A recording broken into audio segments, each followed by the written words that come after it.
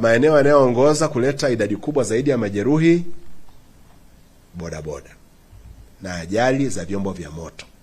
Kwa hiyo kunapotokea na ajali ya basi, ukishasikia tu ajali ya basi, mimi huwa naangalia tu na vitanda vingapi viko tupu wodini, kwa sababu ninajua haitachukua muda mrefu kabla wale wagonjwa wakishakuwa stabilize kule walikokuwa, wataletwa katika taasisi yetu kwa ajili ya matibabu.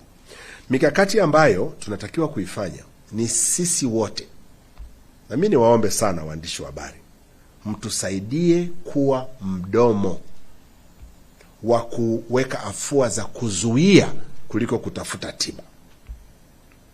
Mwendo kasi unaua, unajeruhi, unasababisha vilema. Kutumia bodaboda bila kufuata sheria na utaratibu uliowekwa wa usalama unachangia kwenye mzigo wa idadi ya wagonjwa wanaokuja katika taasisi zetu akiwa na madhila yaliyosababishwa na zile ajali.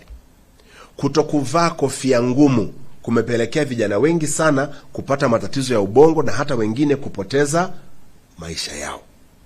Kwa kuzuia, vyombo vya usalama vinavyosimamia utaratibu wa miundombinu navyo vitusaidie. Lakini vile vile watumia barabara nao waongeze uangalifu, kwa sababu napata aina tatu za wagonjwa: watumia barabara, abiria na waendesha hizo miundombinu. Kwa wote tushirikiane kwa umoja wetu kuhakikisha kwamba barabara zetu zinakuwa salama na watu wanatoka majumbani kwao, wanaenda kazini, wanarudi majumbani kwao wakiwa salama bila kupata athari za